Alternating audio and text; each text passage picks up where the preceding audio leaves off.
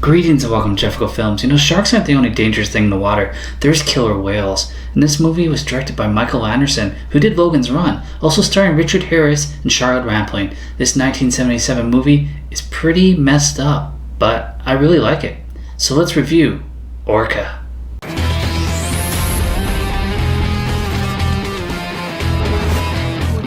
This movie starts out with pretty music and two orcas that are swimming together, looking up at the sky together, rubbing up against each other. They're in love.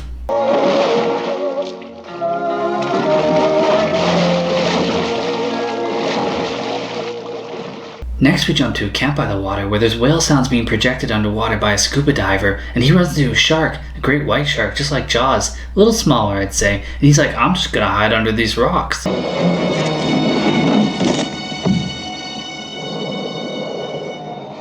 Then we see Captain Nolan's giant boat as they're watching the fin, and they terribly misfire. And then the lovely Rachel just gets back on her little boat, and they're bitching about it, but they let her aboard anyways.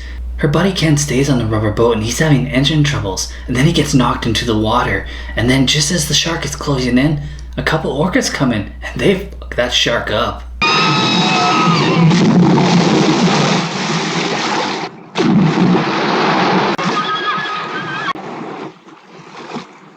There's only one creature in the world that could do that. A killer whale. Next we find out that Rachel's a teacher and she's teaching a class on killer whales. She's doing a good job of building them up as a potential villain. Captain Nolan is very interested in these whales. He wants to capture one and then sell it to an aquarium. She tries to convince him to leave it alone, but even though he seems to have a chance with her for some reason, he still decides to be a dick and go back to his plan of capturing one. Listen, you won't catch one, but you might butcher a couple of dozen in the attempt. Oh, that's not my style at all. So you refuse to quit? That's not my style either. Especially when a pretty and intelligent girl like you tells me that I am dumber than a fish. We get some stock footage of 6 whales swimming together, and Annie is doubling the drugs on the harpoon because whales are twice as big as sharks. She also tells the captain that they're monogamous, so they might be splitting up a family, but he doesn't care. Now let's pretend that that's a drug in the tip of that harpoon. That is still huge damage to put into a whale.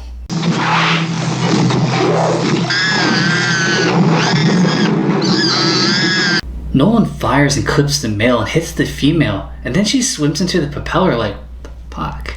Annie says that she's trying to kill herself. This movie's gonna get more fucked up, isn't it?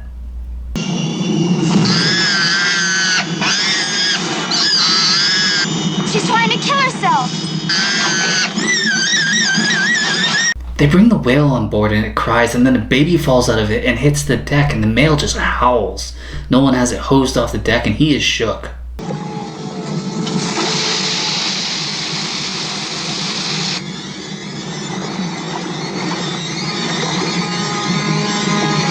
Later that night, the Orca rams the ship, and I'm just gonna call him Finn because that's gonna be a lot easier. The engine room starts flooding and Nolan grabs his gun, but he realizes he needs to drop its mate back into the water because that's what it's after.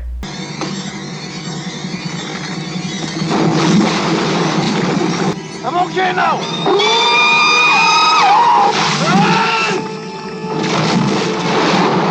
Novak! And him and Finn just stare at each other. And then Finn pushes her out with the assistance of the other whales into the water. It's actually a sad moment amplified by the music. And then he pushes her ashore, which he's pretty close to the shore. He might actually be getting stuck there, but he doesn't. And then he leaves.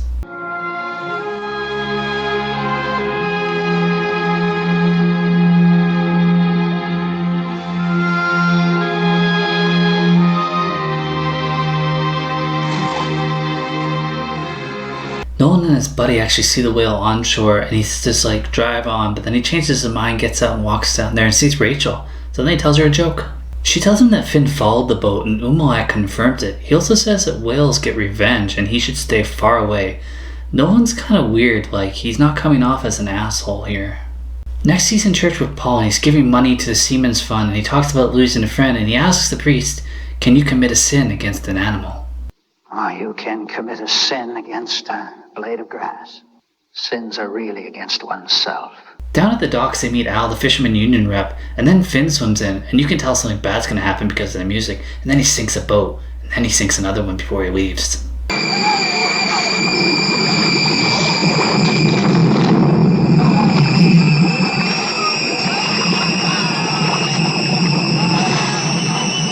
Late night, Nolan is having a few beers as he's watching them remove the whale from shore, and they bury it, and Rachel comes by and gives him a book. Somehow, he still has a chance with her. Al shows up and says they made his ship a priority and wants him to leave, but he just laughs at him because he doesn't want to go back in that water.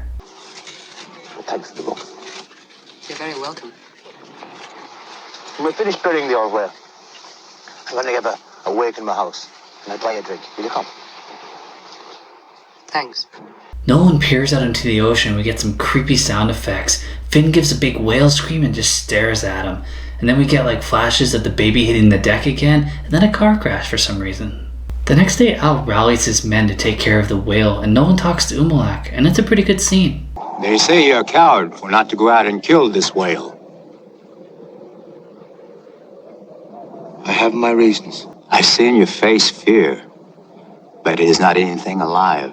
It is of some spirit. Nolan's reading the book that Rachel gave him, and he reads Whales Don't Sleep, and then he finds Paul hooking up with Annie. Hey, Paul! It says here in the book of whales. It's night now. Nolan has built a dummy and set it up by the pier, and Rachel shows up and he says that he's going to shoot it because he doesn't want to go back into the water. But now he wants to apologize to the whale because he knows how it feels. See, a drunken driver killed his pregnant wife. This is some crazy character development that I was not expecting. Finn's got plans of his own though, and he breaks some pipes and some support beams which lights the dock on fire and the fuel station, and it all explodes. And then he jumps out of the water to celebrate.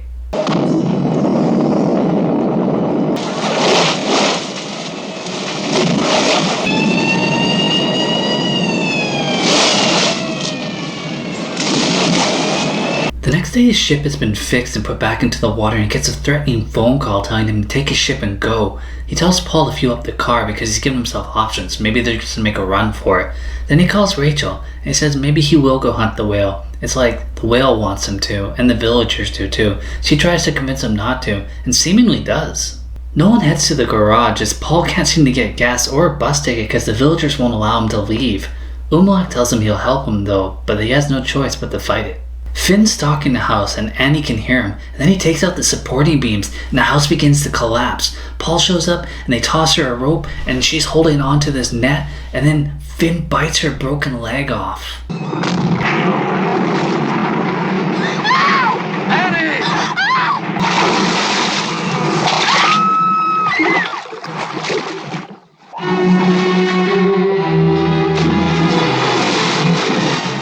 Emergency services show up, and then Finn celebrates with a jump again. So Nolan just gives in. He wants revenge. Nolan takes the boat out the next day, and Rachel joins him with Umilak, Paul, and Ken, and then Finn makes his presence known.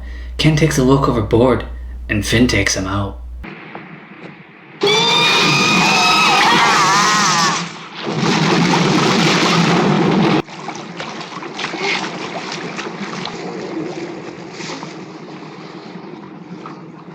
The sun goes down and Rachel and Nolan talk as they're listening to Finn. She takes over steering the boat. Finn's leading them to colder waters. They're now in the Arctic, but Nolan points out that ice cuts both ways. It's nighttime now and we get a Titanic surprise iceberg moment, but it really doesn't do any damage. But Paul decides he's going to lower one of the lifeboats while in it. That's kind of odd. And then Finn jumps up and kills him. We don't even see it, we just get everybody's reaction to it. Rachel offers to warm Nolan that night, and they spoon. He's very regretful and says tomorrow will be the day. Dude, probably totally should have slept with her. That was your chance. Tomorrow will be the day.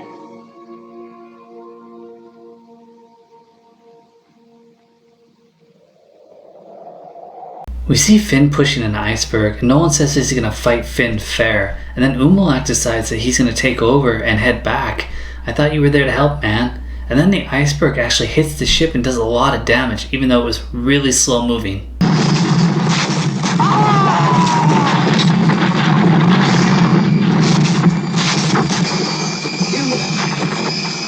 Goodbye, Umilak. You kind of deserved it. You're a bit of a dick.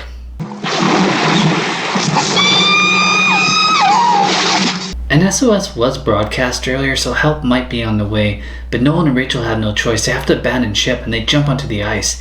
But Finn keeps attacking the ice, and eventually he separates Nolan on a giant chunk of ice, and he just starts screaming at him. And then we get this amazing scene where Finn just jumps out of the water to tilt the ice so that Nolan will slide into his mouth.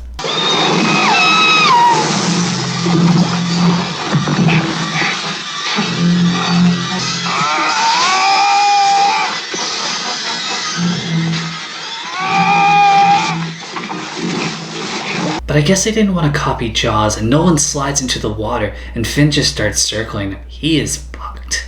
And then Finn uses his tail and launches him into the ice, killing him.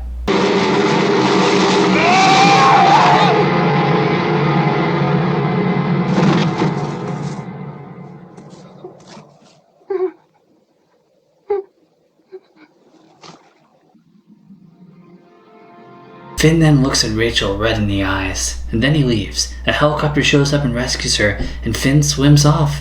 The end. Roll credits. Cue the song by Carol Connors, My Love, We Are One. Obviously this jumped on the Jaws craze right off the bat. I mean, Orca is the ship's name in Jaws, and they really vilified this whale. I mean, they made him out to be just as bad as the shark that was hunting 3 guys on the Orca.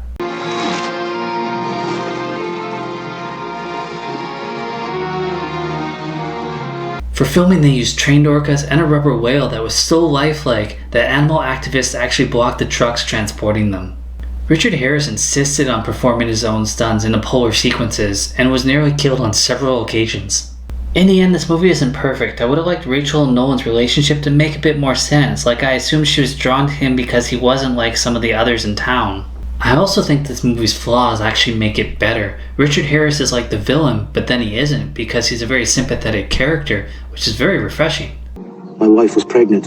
She was driving to the hospital, alone. A drunken driver came down the wrong side of the road and hit her. He killed her. And he killed my baby. The whales were the victims here, but then Finn turned into Liam Neeson and went on this unsympathetic revenge hunt. You really didn't know who to root for. I don't know who you are. I don't know what you want. I can tell you I don't have money. But what I do have are a very particular set of skills. Skills that make me a nightmare for people like you.